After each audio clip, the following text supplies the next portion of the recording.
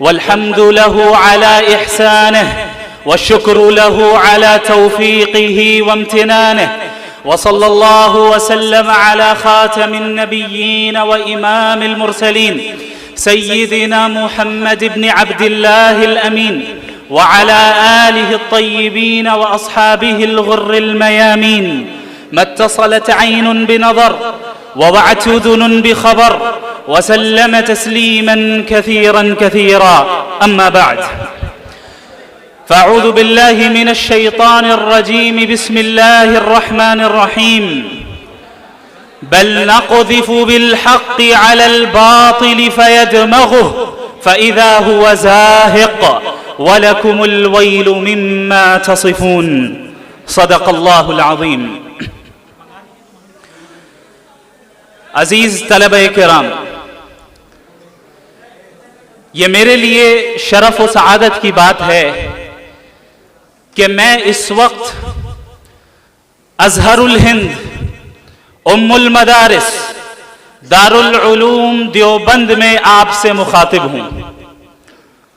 اللہ رب العالمین کا فضل و کرم ہے آپ تمام طلباء کے اوپر بھی کہ آپ حضرات کو اس ادارے میں علوم شرعیہ حاصل کرنے کا اس نے موقع عطا کیا. یہ وہ ادارہ ہے جو فکر نانوتوی کا حامل ہے، اور فکر نانوتوی کے حاملین وہ ہیں جنہوں نے دنیا کے مختلف ممالک میں رہ کر انسانی زندگی کے ہر شعبے میں دین اسلام کی اشاعت اور دفاع کا خدمت انجام دی اور ابھی بھی دے رہے ہیں. اللہ رب العالمین نے محمد الرسول اللہ صلی اللہ علیہ وسلم کے ذریعے جو پیغام اور جو تعلیم پوری امت کو دی ہے، بلکہ پوری انسانیت کو دی ہے، وہ تعلیم یہ ہے کہ ہم اور آپ ایک بامقصد زندگی گزاریں اور ہمارے ہر کام کے پیچھے مقصد ہو. یہی وجہ ہے کہ جب ہم اپنے اسلاف کی زندگی کو دیکھتے ہیں تو ان کے کاموں کے پیچھے ہمیں متعدد حکمتیں نظر آتی ہیں، اور ہمیں یہ معلوم چلتا ہے کہ ان کے ہر کام کے پیچھے ایک مقصد ہوا کرتا تھا. اور وہ مقصد کیا تھا؟ وہ مقصد صحیح معنی میں یہ تھا کہ ہم اللہ کو راضی کرنے والے بن جائیں، ہم اللہ کی معرفت حاصل کرنے والے بن جائیں، اور اللہ کو راضی کر کے جنت کو حاصل کریں، اور اس کے دین کا دفاع کریں، اور اس کی حفاظت کریں، اور اس کی نشر و اشاعت کریں. یہی وجہ ہے کہ ہمارے اسلاف نے اس بات پر زور دیا کہ ہمارے اندر نافعیت پیدا ہو. فَأَمَّا الزَّبَدُ فَيَذْهَبُ جُفَاءً وَأَمَّا مَا يَنْفَعُ النَّاسَ فَيَمْكُثُ فِي الْأَرْضِ كَذَلِكَ يَضْرِبُ اللَّهُ الْأَمْثَالَ. کہ جو جھاگ ہے وہ ختم ہو جاتا ہے، لیکن جس کے اندر نافعیت ہے وہ باقی رہتا ہے، اور اللہ اسی طرح مثالیں دیتا ہے. حضرت مولانا ابو الحسن علی الحسنی الندوی رحمت اللہ علیہ نے اس آیت کے ضمن میں یہ فرمایا کہ ڈاروینین ایولیوشن کے ماننے والوں کے نزدیک بقائے اصلاح کا قانون ہے، اور جبکہ قرآن کریم نے جو اصول پیش کیا وہ یہ ہے کہ بقائے انفع کا قانون پیش کیا کہ اس دنیا میں وہ باقی رہے گا جو زیادہ نفع بخش ہوگا، اس دنیا میں وہ باقی رہے گا جس سے لوگوں کو نفع پہنچے گا. لہٰذا اگر ہم نے اور آپ نے اپنے اندر نافعیت کو پیدا کیا جس کے ذریعے تمام انسانوں کو نفع پہنچے، تو یاد رکھیے باقی آپ ہی رہیں گے، باقی آپ ہی رہیں گے. یہ اللہ کا قانون ہے، یہ اللہ کی سنت ہے، یہ قرآن کا اعلان ہے. لہٰذا اس بات کا عزم کرنا ہے ہم سب کو کہ ہم اور آپ اسلام کی حفاظت کی خدمت انجام دیں گے، اور ہر زمانے میں جتنے نئے فتنے اٹھیں کبھی ان فتنوں سے ہم مرعوب نہیں ہوں گے. جب آپ صحابہ کرام کی زندگی کو پڑھیں تو آپ کو اندازہ ہوگا کہ صحابہ کرام کے دل و دماغ میں ایمان اس طرح راسخ ہو گیا تھا کہ قیصر و کسریٰ کا عظیم الشان نظام انہوں نے پلٹ ڈالا، لیکن کبھی اس نظام سے مرعوب نہیں ہوئے، کبھی کسی سے متاثر نہیں ہوئے، کبھی یہ نہیں سمجھا کہ دنیا کیا کر رہی ہے اور دنیا اس طرح چل رہی ہے، نبی ہمیں دوسری طرح چلا رہے. نہیں، بلکہ فخر سے بیان کیا۔ ایک شخص نے ایک صحابی رسول سے استہزاءً کہا، ارے تمہارے نبی کیا استنجا کرنا بھی سکھاتے ہیں؟ انہوں نے یہی جواب فخر کے طور پہ کہا کہ جی ہاں، استنجا کرنا بھی سکھاتے ہیں۔ یہ اس کے سچے نبی ہونے کی دلیل ہے، اس دین کے کامل ہونے کی دلیل ہے کہ یہ دین طہارت سے لے کر آگے تک اور ہر انسانی زندگی کے ہر شعبے کے متعلق تعلیم رکھتا ہے۔ یہ اس دین کی خصوصیت ہے۔ یہی وجہ ہے کہ جب ہم اسلام کی بات کرتے ہیں تو کامل اسلام کی بات کرتے ہیں۔ اسلام کا مطلب یہ نہیں کہ ہم صرف نماز روزہ رکھنے والے بن جائیں، بلکہ اسلام یہ ہے کہ ہمارا ورلڈ ویو اسلامی ہو جائے، ہم ہر چیز اسلام کے مطابق کریں، چاہے ہم زندگی کے کسی بھی مرحلے میں کیوں نہ ہو۔ اللہ رب العالمین کا یہ احسان رہا، فضل رہا کہ اللہ نے ہم سب کو اس دین کے علم کو حاصل کرنے کی توفیق عطا فرمائی۔ اب ہماری ذمہ داری ہے کہ اس نعمت کی ہم قدر کس طرح کرتے ہیں، چونکہ اللہ کا یہ دستور ہے، اللہ کا یہ نظام ہے کہ اللہ اس شخص کی نعمتوں میں اضافہ کرتا ہے جو اس کی نعمتوں کا شکر ادا کرتا ہے، اور اگر ہم اس نعمت کی ناشکری کریں تو اس بات کا اندیشہ ہوتا ہے کہ کہیں ایسا نہ ہو کہ وہ نعمت ہم سے سلب کر لی جائے اور کسی اور کو دے دی جائے۔ اس ادارے میں آپ کا موجود ہونا، اس ادارے میں ہم سب کا اس وقت موجود ہونا، یہ در حقیقت اللہ کی نعمت ہے اور اس کی قدر کرنا یہ ہم سب کی ذمہ داری ہے۔ مجھے بڑی خوشی ہوئی جب میں یہاں داخل ہوا، مجھے یہ امید نہیں تھی بلکہ یہ توقع نہیں تھی کہ اتنی محبت آپ حضرات اپنی محبت کا اظہار میرے لیے کریں گے، چونکہ حقیقتاً میں اپنے آپ کو اس کا اہل نہیں سمجھتا اور ہوں بھی نہیں، اور یہ محض اللہ کا فضل رہا کہ ذَلِكَ فَضْلُ اللَّهِ يُؤْتِيهِ مَن يَشَاءُ، کہ اللہ رب العالمین جس طرح دین کا کام لینا چاہے لے۔ میرے عدم استحقاق اور نااہلی کے باوجود اللہ نے یہ کام لیا، یہ ضرور میرے اساتذہ کرام، میرے مشائخ اور تمام مسلمانوں کی دعاؤں کا ہی نتیجہ ہے۔ اللہ رب العالمین کے اس دین کا دفاع کرنا، اور آپ جس زمانے میں ہو اس زمانے میں ابھرتے ہوئے فتنوں کا مقابلہ اس انداز میں کرنا جو اس زمانے کا تقاضا ہو، یہ در حقیقت ہمیں ہمارے اسلاف کی زندگی سے اس کا پتہ چلتا ہے۔ آپ اللہ کے نبی صلی اللہ علیہ وسلم کے زمانے سے لے کر ہمارے زمانے تک آ جائیں اور پوری تاریخ اسلامی کو آپ دیکھیں کہ امت مسلمہ کس طرح نشیب و فراز سے گزری ہے، اور یہ در حقیقت اللہ کا پلان ہے۔ کوئی قوم اگر نشیب و فراز سے نہیں گزرے تو اس کی صلاحیتیں کبھی پختہ نہیں ہو سکتی، اور اس کی صلاحیتیں کبھی قائم اور دائم نہیں رہ سکتی۔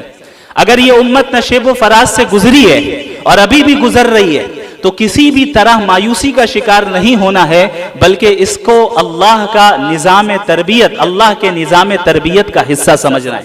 اور یہی وجہ ہے کہ اللہ نے قرآن کریم میں یہ حکم فرمایا، یا ایھا الذین آمنوا اصبروا وصابروا ورابطوا واتقوا اللہ، اے وہ لوگ ایمان لے آئے، صبر کرو، کام کرو۔ صرف یہ نہیں کہا کہ صبر بلکہ کرنا ہے اور کرنا ہے۔ ہر شخص اور مصابرہ کا تعلق اجتماعیت سے ہے، یعنی خود بھی صابر بننا ہے اور صبر کی فضا کو عام کرنا ہے، حوصلہ پیدا کرنے والے کلمات کو عام کرنا ہے، حوصلہ شکن الفاظ نہیں کہنے ہیں، ہمیں ایک دوسرے کا تعاون کرنا ہے۔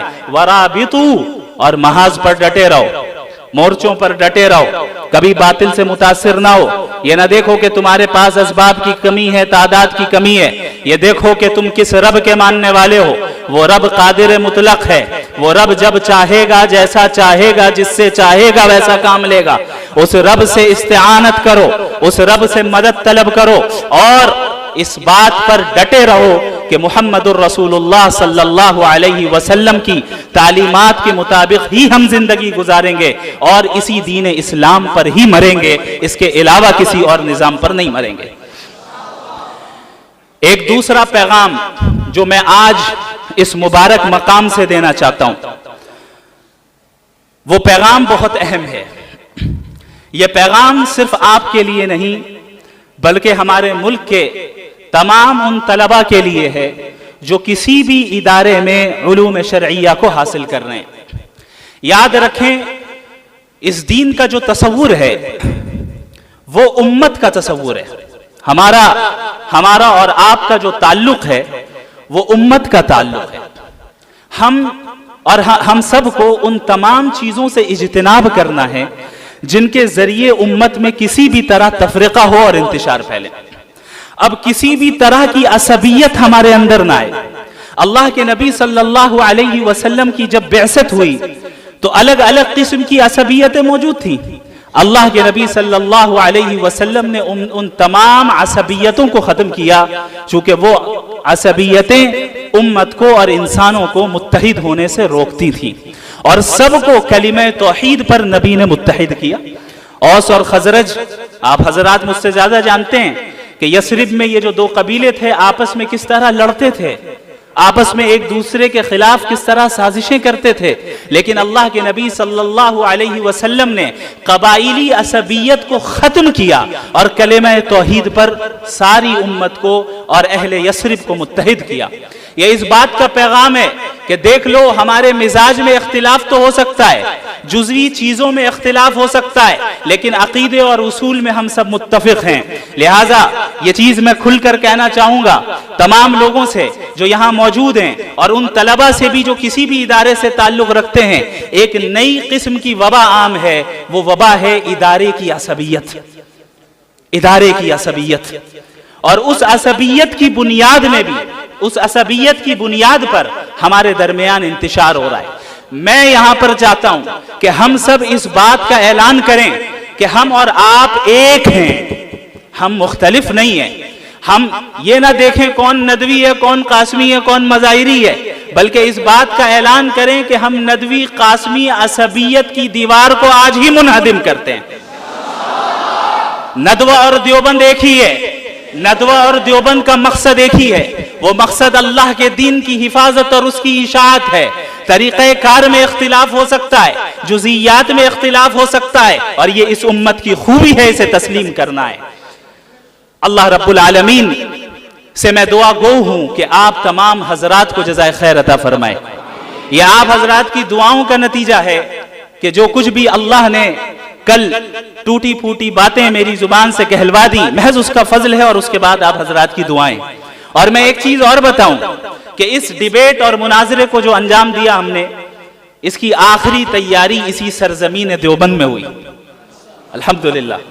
اور جو بھی ہمیں کامیابی حاصل ہوئی اللہ کا فضل, آپ حضرات کی دعائیں, اور بالخصوص حضرت مفتی یاسر ندیم الواجدی دامت برکاتہم العالیہ کی توجہ ہے خاص اور ان کی تربیت کا نتیجہ رہا کہ ہم اس مرحلے سے کامیابی کے ساتھ گزر گئے. حضرت مولانا رحمہ اللہ حفظہ اللہ تعالی, رحمہ اللہ لغوی اعتبار سے کہنا صحیح ہے, اللہ ہم سب پر رحم کرے, ہم سب پر رحم فرمائے. حضرت مولانا حفظہ اللہ تعالی سے میں نے جو ہمارے وہ شخص تھے جن کے ساتھ مناظرہ ہوا, جب میں نے یہ ارادہ کیا کہ انہیں اس مناظرے کی دعوت دینی چاہیے, تو سب سے پہلے میں نے جنہیں فون کیا وہ مفتی صاحب تھے. اور مفتی یاسر ندیم الواجدی صاحب سے میں نے مشورہ کیا اور ان سے پوچھا کہ حضرت آپ کی کیا رائے ہے, کیا یہ قدم اٹھانا چاہیے یا نہیں. حضرت نے ہمت افزائی کی اور اجازت دی کہ آپ ضرور یہ کام کریں, انشاءاللہ خیر ہوگا. اور اس وقت سے لے کر ابھی تک مسلسل حضرت نے میرا تعاون کیا اور میری مدد کی. جو فکر میں ندوۃ العلماء سے لے کر آیا تھا کہ مغربی تہذیب کے خلاف کام کرنا ہے, اور حضرت مولانا ابو الحسن علی ندوی رحمہ اللہ کی تحریروں سے جو فکر مجھے حاصل ہوئی, کیونکہ آپ سب کو معلوم ہونا چاہیے کہ حضرت مولانا علی میاں ندوی رحمہ اللہ اکثر مغربی تہذیب کے خلاف لکھتے تھے اور اکثر یہ کہتے تھے کہ اس زمانے کا سب سے بڑا فتنہ ہے, اس کا مقابلہ کرنا چاہیے. یہاں تک کہ انہوں نے یہ جملہ کہا کہ مجھے یقین ہے کہ اگر آج ابو حنیفہ زندہ ہوتے امام مالک زندہ ہوتے، امام شافعی زندہ ہوتے، امام احمد بن حنبل رحمہم اللہ اجمعین زندہ ہوتے تو تھوڑی دیر کے لیے شاید فقہ کی تدوین کو بھی روک دیتے اور مغربی تہذیب کے رد پہ لگ جاتے۔ یہ اللہ کا فضل ہے کہ اللہ رب العالمین نے دارالعلوم دیوبند کے فارغ اور ملک کے بلکہ عالمی سطح کے معروف اسکالر جناب مفتی یاسر ندیم الواجدی کا انتخاب فرمایا کہ وہ اس محاذ پر ایک پوری ٹیم تیار کریں۔ لہذا ندوۃ العلماء سے فراغت کے بعد میں نے حضرت مفتی صاحب کے پاس تحافظ الملاحدہ کا کورس کیا، اور یہ جو 2 سالہ کورس تھا در حقیقت اس کورس کے ذریعے سے ہی راستے ہموار ہوئے اور مجھے پتا چلا کہ جو فکر میرے اندر ہے اس کو عملی جامہ کیسے پہنانا ہے۔ اللہ رب العالمین انہیں جزائے خیر عطا فرمائے۔ میں اکثر کہتا ہوں کہ حضرت کا احسان میرے اوپر اتنا زیادہ ہے کہ جس طریقے سے امام ابو یوسف کے لیے ابو حنیفہ تھے، جس طریقے سے ابن قیم کے لیے ابن تیمیہ تھے، ٹھیک اسی طریقے سے میرے لیے حضرت مفتی یاسر ندیم الواجدی دامت برکاتہم العالیہ ہیں۔ اللہ رب العالمین ان کی عمر میں برکت عطا فرمائے، ان کے فیض کو عام فرمائے، ان کو صحت عطا فرمائے، اور ان کی نگرانی میں ہم سب کو کام کرتے رہنے کی توفیق عطا فرمائے۔ کچھ دنوں سے میں یہ سوچ رہا تھا کہ آخر کیا وجہ ہے کہ ان صاحب کے ساتھ مناظرہ کرنے کے لیے اللہ نے میرا انتخاب کیا۔ کیا ہی بہتر ہوتا کہ حضرت مفتی یاسر ندیم الواجدی صاحب مناظرہ کر رہے ہوتے۔ تو بڑے غور و فکر کے بعد یہ بات میرے ذہن میں آئی کہ شاید اللہ رب العالمین کو حضرت مفتی یاسر ندیم الواجدی کو ایسے مقام پر فائز کرنا تھا جہاں سے وہ یہ کہہ سکے کہ بھائی تجھ سے تو میرا شاگرد ہی نمٹ لے گا۔ الحمدللہ I love you too بارک اللہ فیکم۔